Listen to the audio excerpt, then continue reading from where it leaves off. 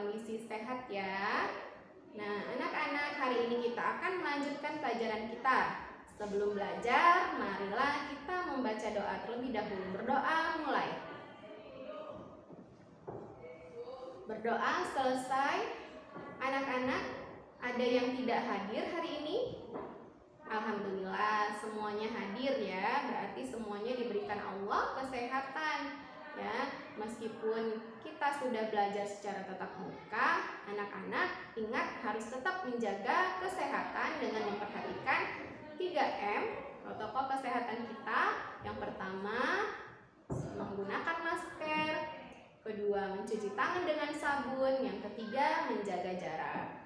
Ya, kita berdoa kepada Allah semoga kita dilindungi dan dijauhkan dari wabah ataupun dari virus corona ini.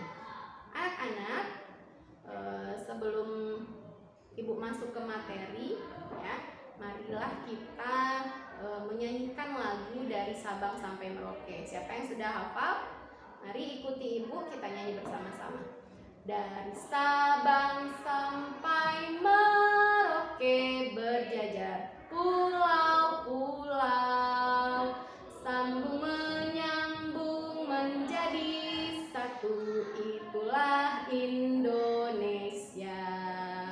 Indonesia tanah airku, aku berjanji padamu menjunjung tanah airku, Indonesia. Nah, dari lagu tersebut ya, kita sudah mengetahui bahwa Indonesia itu tersebar mulai dari Sabang sampai ke Merauke ya. Kita lihat ya, negara kita itu terdiri atas pulau-pulau. Nah, Ibu mau tanya nih, kalian tahu kalian tinggal atau berada di pulau apa? Di Pulau Sumatera. Nah, apakah kondisi masyarakat di setiap pulau ini sama? Ya, tentu ada perbedaan.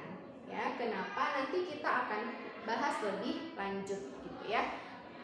Dari bermacam-macam pulau ini terdapat bermacam-macam pula budaya, adat istiadat, agama, bahasa ya, sehingga negara kita menjadi negara yang kaya akan keragaman budaya dan juga sosial.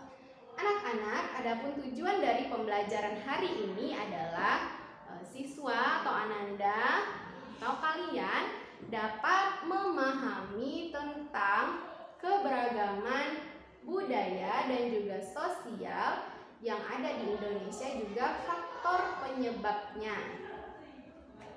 Baik, kita masuk ke dalam materi pelajaran hari ini. Apa saja sih faktor penyebab dari keberagaman yang ada di negara kita? Sebelumnya silahkan sebutkan keberagaman yang ada di Indonesia. 1, bagus ya, agama, apalagi bahasa, suku, pakaian, rumah adat, makanan, tarian. Wah, banyak sekali ya. Berarti negara kita itu negara yang kaya karena kebudayaan adalah kekayaan dari bangsa. Oleh sebab itu, kita harus bangga menjadi bangsa Indonesia. Tetapi kalau ada perbedaan seperti itu, apakah akan menimbulkan adanya kecemburuan, adanya perkelahian? Ya, tentu tidak boleh ya. Kenapa? Karena kalau kita pecah, kita tidak bersatu, kita tidak hidup dengan rukun, ya maka negara kita juga tidak akan maju.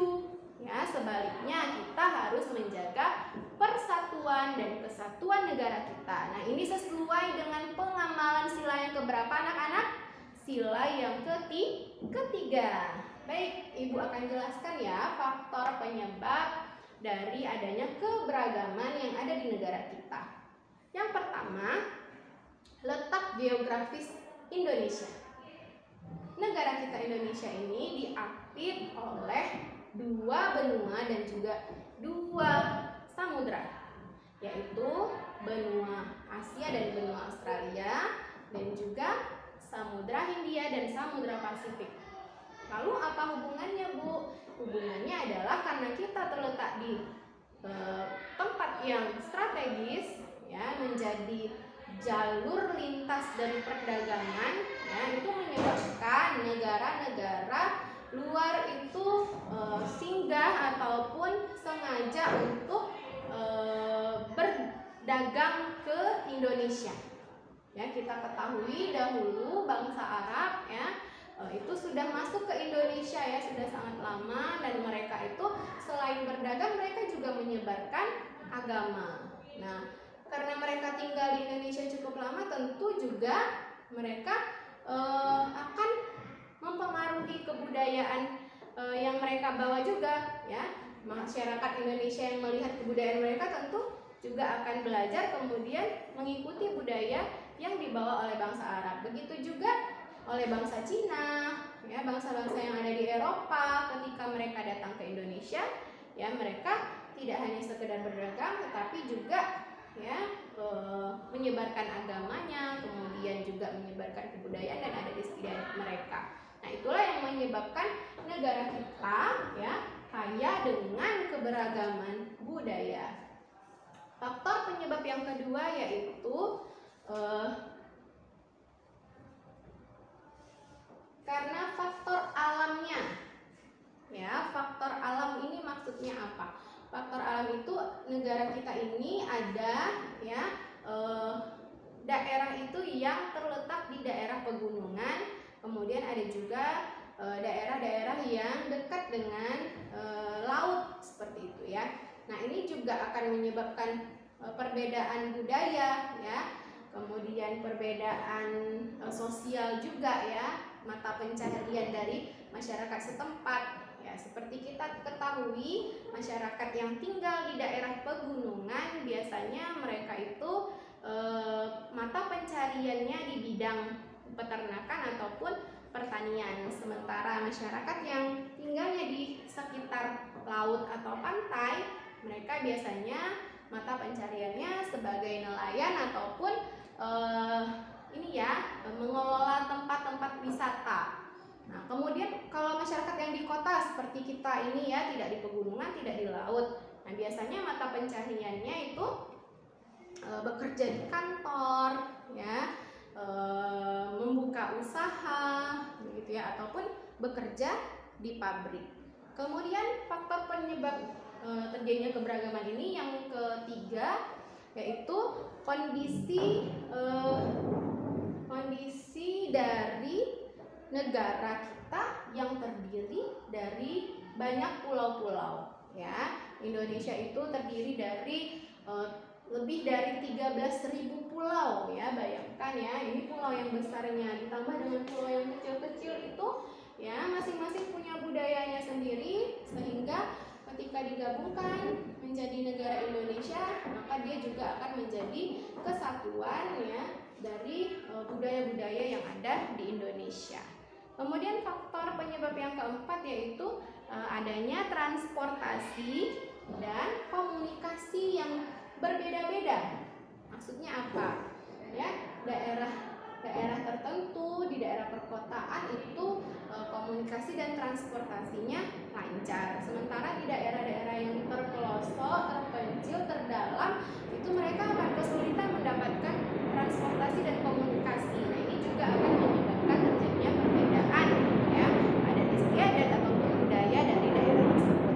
Faktor yang terakhir yang menyebabkan adanya keberagaman itu yaitu penerimaan masyarakat itu sendiri, gitu, ya. Ada masyarakat yang terbuka, mudah menerima perubahan, ada yang tidak mau menerima perubahan, ya.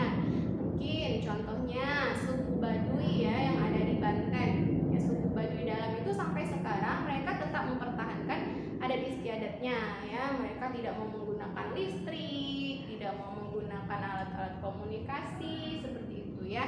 Tapi di daerah perkotaan biasanya itu sangat mudah ya, terbuka sekali dengan perubahan gitu ya. Sehingga itu juga ada faktor tidak baiknya ya, faktor negatifnya yaitu kita melupakan budaya kita sendiri sebagai orang Asia begitu ya. Kita terbawa dengan budaya orang barat misalnya seperti itu ya, mulai dari pakaian, gaya hidup, tontonan. Nah, itu juga ada faktor negatif dan faktor positifnya masing-masing. Baik anak-anak, demikian pembelajaran kita, materi kita hari ini. Selanjutnya kita akan belajar sambil bermain. Ananda perhatikan di sini sudah ada peta Indonesia. Kemudian Ibu di sini punya pakaian adat dari provinsi yang ada di Indonesia. Di sini ada rumah adat dari provinsi yang ada di Indonesia. Ayo, siapa yang mau ke depan silahkan ditempelkan di mana letaknya di dalam peta ini, daerah asalnya. Baik, silahkan mulai. Oke, terima kasih. Permainan kita sudah selesai. Selanjutnya, Ibu minta Ananda untuk dapat berkelompok. Kita bagi ke dalam 3 kelompok. Ya, masing-masing akan Ibu berikan tugas yang sama. Kelompok mana yang paling cepat menyelesaikan tugas yang Ibu berikan? Ya, di sini ada peta Indonesia, kemudian di sini ada nama suku-suku yang ada di Indonesia. Ya, kalian tempelkan nama dan gambar suku ini di daerah asalnya. Ya, semua sudah mengerti dengan tugas yang akan dikerjakan? Baik, silahkan dibagi kelompoknya, kemudian dikerjakan. Oke, anak-anak, sudah selesai ya kita mengerjakan tugasnya. Bagaimana perasaan kalian, senang? Oke, kita beri tepuk tangan kepada kelompok yang sudah menyelesaikan pertama dan tercepat. Baik, anak-anak, siapa yang bisa memberikan kesimpulan atas pelajaran yang telah Ibu sampaikan hari ini? Silakan Ananda. Oke, terima kasih ya. Baik sekali kesimpulan yang telah Ananda sampaikan ya. Sekarang kita tutup pembelajaran kita dengan mengucapkan hamdalah, alhamdulillahirabbil alamin, dan doa penutup majelis, subhanakallahumma wa bihamdika asyhadu alla ilaha illa anta astaghfiruka wa atubu ilaik. Sampai bertemu lagi di pembelajaran berikutnya. Assalamualaikum warahmatullahi